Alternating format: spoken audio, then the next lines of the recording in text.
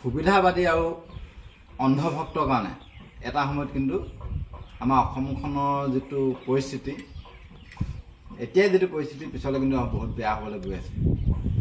কথাটো কেলৈ ক'লোঁ, এতিয়া কি হ'ল, কিছুমান অনা অসমীয়াই যিধৰণে দপদপনি কৰি আছে অসমত, বিহাৰীয়ে হওক বা বেলেগ জনজাতিয়ে হওক, আমাৰ অসমত নিজৰ অসমীয়া খিলঞ্জীয়া মানুহকে যিদৰে অত্যাচাৰ কৰিছে, কৰি আহিছে, আৰু ভৱিষ্যতে যে আৰু কি ভয়ানক পৰিস্থিতি হ'বগৈ সেইটো আপোনালোকে কল্পনা কৰিব নোৱাৰিব। কাৰণ আমি এতিয়া বৰ্তমান দেখি আহিছোঁ দেই। এটা কথা আমি বুৰঞ্জী পঢ়িবলৈ পাইছিলোঁ এটা সময়ত, বুৰঞ্জীত 1817 খ্ৰীষ্টাব্দমানত দেই, 1817 খ্ৰীষ্টাব্দত মানসকল আহিছিলে। মানসকলক আনিছিলে কোনে? বদন বৰফুকনে। তাৰপিছত কি হ'ল, মানক খেদিবৰ কাৰণে আকৌ ব্ৰিটিছক লগালে। ব্ৰিটিছে কি হ'ল, বেপাৰ কৰিব ধৰিলে। বেপাৰ কৰি শেষত আকৌ সিহঁতে শাসন কৰিবলৈ ল'লে আমাৰ মাজতে। ঠিক তেনেকুৱা কথা, এই একেটা সূত্ৰকে বৰ্তমান চলাই আছে। বৰ্তমান ৰাজনীতিয়ে সেই একেটা সূত্ৰকে চলাবলৈ আৰম্ভ কৰিছে। এতিয়া চাওক, যিখিনি বাংলাদেশী খেদাইছে হয়, কিন্তু যি নেকি শাসন কৰে, সেই শাসন ব্যৱস্থাত যদি এজন বা কিছুমান মানুহক মানে কি হ'ল শাসন কৰিবলৈ দিয়ে, যেনেকৈ অনা অসমীয়া হওক, গুণ্ডা হওক, অশিক্ষিত হওক, তেনেকুৱা মানুহ এখিনিয়ে যদি এই শাসন ভাৰত যদি সিহঁতক পদটো দিয়ে, শাসন কৰিবলৈ দিয়ে, তেতিয়াহ'লে অসমখন কোনটো দিশত গৈ আছে আপোনালোকে ভাবি চাওক। কাৰণ এইটো কাৰণে ক'লোঁ, আমাৰ গুৱাহাটী হ'ল আমাৰ অসমৰ ধৰি লওক ৰাজধানী দিছপুৰ। সেইখিনি জেগাতে যদি এজন অনা অসমীয়া যদি দপদপনি কৰে এটা সময়ত, এজন অনা অসমীয়া যিজনে নেকি কথা ক'বই নাজানে, অসমীয়া ভাষা ফুটাবই নোৱাৰে মুখত, তেনেকুৱা এজন মানুহে যদি এটা সময়ত জিকি যায়, ভাবি চাওক কি পৰিস্থিতি হ'বগৈ। সেইখিনি কিন্তু অন্ধভক্তখিনিয়ে বুজা উচিত। মই কিন্তু কোনো দলৰ নহয়, মই প্ৰত্যেকটো দলক সন্মান কৰোঁ, আৰু মই যদি ভুল দেখে মই বকি যাওঁ দেই। এতিয়া চাওক, তেনেকুৱা এখিনি মানুহে যেনেকৈ অসমীয়া ক'ব নাজানে, তেনেকুৱাখিনি মানুহে এতিয়া আপুনি তিনিচুকীয়া পিনে যদি যায় বা গুৱাহাটী পিনে যদি যায়, আপুনি দমটো দিব বাদেই আপুনি ঐ বুলি ক'ব নাই। সিহঁতক মানে কি হ'ল, সিহঁতে আমাৰ অসমীয়া মানুহক পিটিছে, বা আপোনালোকে দেখিছে বৰ্তমান ছ'চিয়েল মিডিয়াত হওক বা নিউজত দেখিছে। তেনেকুৱা এখিনি মানুহে যদি শাসন কৰিবলৈ হয় এটা সময়ত, তেতিয়াহ'লে কি পৰিস্থিতি হ'বগৈ ভাবি চাওক। সেইখিনি কথা একদম ভাবি চাব। কাৰণ মই আমুকক জিকক বুলি কোৱা নাই কাকো, কিন্তু অনা অসমীয়াক কেতিয়াও যাতে অসমীয়া মানুহে ভোট নিদিয়ে। কাৰণ ভোটটোৱে মেইন। যদি ভোট দি যদি জয়যুক্ত কৰে তেনেকুৱা মানুহক, তেতিয়াহ'লে কিন্তু এটা সময়ত বিপদত পৰিব। দ্বিতীয়তে হ'ল গুণ্ডা।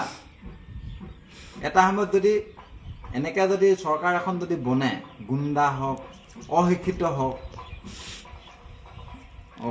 অনা অসমীয়া হওক, তেনেকুৱাখিনি মানুহে যদি ৰাজ কৰিবলৈ হয়, তেতিয়াহ'লে অসমখন অসম হৈ নাথাকে। এতিয়া শিৱসাগৰত এজন গুণ্ডা আছে, যি নেকি এতিয়া গুণ্ডা এজনে এটা সময়ত বহুত মানুহক মাৰিছিলে, অত্যাচাৰ কৰিছিলে, হত্যা কৰিলে। তেনেকুৱা এজন মানুহে যদি আকৌ যদি শাসনভাৰ পায়, এজন যদি বিধায়ক হয়, এটা যদি সমষ্টি চলাবলৈ পায়, তেতিয়াহ'লে ভাবি চাওক মানে কেনেকৈ ধৰণে শাসন কৰিব আপোনালোকে নিজে কল্পনা কৰক। আপোনালোকে দেখিছেই সেইজন মানুহৰ কথা বা মানে কি হ'ল, বহুতে প্ৰুফটো দিছে বা প্ৰুফটো পাইছোঁ আমি ছ'চিয়েল মিডিয়াত দিছে।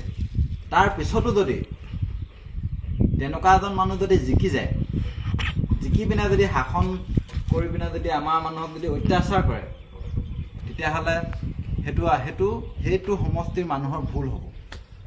কাৰণ জানি বুজি সেইটো ভুল কৰা হ'ব। তাৰপিছতে হ'ল মৰিয়নিত এজন আছে, এতিয়া ধৰি লওক সেইজনে 25-30 বছৰমান কাৰ্যকাল চলালে, অশিক্ষিত বুলি সকলোৱে জানে। তেনেকুৱা এজন মানুহে যদি মানে সকলোৱে তেওঁক ছাগলী বুলি সম্বোধন কৰে বা ছাগলী বুলি জানে, অকল অকল মানে চিঞৰে বেয়াকৈ ধৰি লওক চিঞৰে, সেইবোৰ পাই আছোঁ মানে আপোনালোকে একোডাল নাজানে। জুবিন দাকো অপমান কৰিছে বহুত কিবা, জুবিন দা গান গাই পিনে ভুলে শুদ্ধ গাইছে বাৰু, আমিতো নাজানিলে নেগাওঁৱে লাগিলে। তো জুবিন দাকো তেনেকুৱা ধৰণৰ জুবিন দা গান গাই আপোনালোকে চবেই দেখিছে। আৰু তেনেকুৱা মানুহ এজনে যদি আকৌ জিকে, তেতিয়াহ'লে সেইখিনি মানুহ কিমান শিক্ষিত, সেইটো সমষ্টিৰ মানুহ কিমান শিক্ষিত আপোনালোকে ভাবি চাব।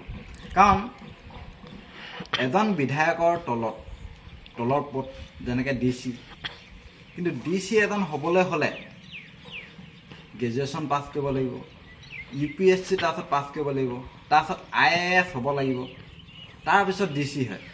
সিমান পঢ়া শুনা মানুহজনে যদি সেই সাধাৰণ সেই হাই ছেকেণ্ডেৰী পাছ মানুহজনক যদি সন্মান কৰিবলৈ হয় বা মানে ভয় কৰিবলৈ হয়, ভাবি চাওক আমাৰ শিক্ষা ব্যৱস্থাটো থকা নথকা পাৰ্থক্যটো কিমান আছে। আমি পঢ়ি শুনি কি লাভ তেতিয়াহ'লে, যদি সেই হাই ছেকেণ্ডেৰী পাছ কৰাজনৰ তলত যদি ইমান পঢ়ি শুনি ইমান কষ্ট কৰি পিনে পঢ়ি শুনি তেনেকুৱাজনৰ যদি তলত থাকিবলৈ হয়, তেতিয়াহ'লেতো লাভ নাই। সেইটো কাৰণে মই ভাবোঁ যে শিক্ষিত মানুহে শাসন কৰিব লাগে বুলি ভাবোঁ। এনেকুৱা অৰ্ধ শিক্ষিত গুণ্ডা, অসমীয়া নহয় যেনেকৈ অনা অসমীয়া, যেনেকৈ অসমীয়া ক'বই নাজানে, তেনেকুৱা মানুহখিনিয়ে যদি শাসন কৰিবলৈ হয়, তেতিয়াহ'লে কিন্তু আমাৰ অসমখন একেবাৰে ধ্বংস হ'বলৈ গৈ আছে। সেইটো আপোনালোকে একদম ভাবি চাব। অন্ধভক্তখিনিক কৈছোঁ মই। কিন্তু এটা কথা, ভালটো আমি ভালখিনিও ক'ব লাগিব। এতিয়া ধৰি লওক মই টিংখাঙলৈ যাওঁ, টিংখাঙত মোৰ লগৰ কেইটামান আছে, ৰাজকোট লগৰ কেইটামান আছে। সিহঁতে কৈছে চৰকাৰ যিয়ে নহওক, কিন্তু বৰ্তমান যিজন বিধায়ক হৈ আছে সেইজনে কিন্তু বহুত ভাল কাম কৰিছে, আমি সেইজনকে ভোট দিম। তো তেনেকুৱা কথা, ভাল কাম কৰক, ভাল কাম কৰিলে বুলি ক'লে আপুনিও বিধায়ক হ'ব। কিন্তু এটা কথা, মানুহ চাই পিনে বিধায়ক বনাব বা মানুহ চাই পিনে ভোটটো দিব।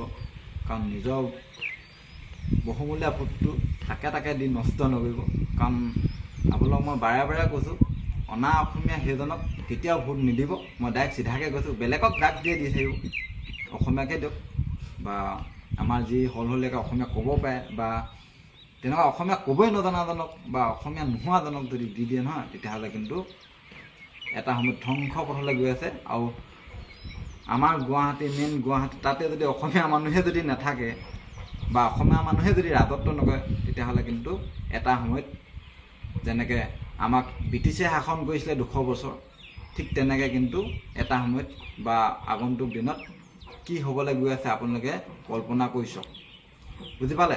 সেইটো কাৰণে মই আপোনালোকক অনুৰোধ কৰিছোঁ, একদম মানে ডাইৰেক্টে কৈছোঁ মই, এইকেইজন মানুহক ভোট নিদিব, বেলেগক দাগ দি থাকিব। প্ৰথম হ'ল এইজন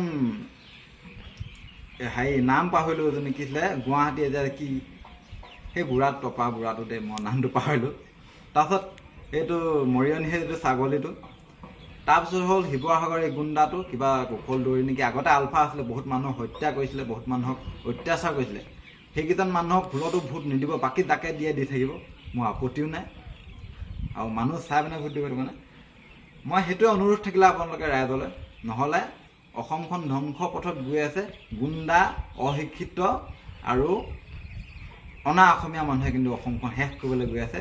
আপোনালোকে কিন্তু চাই থাকক।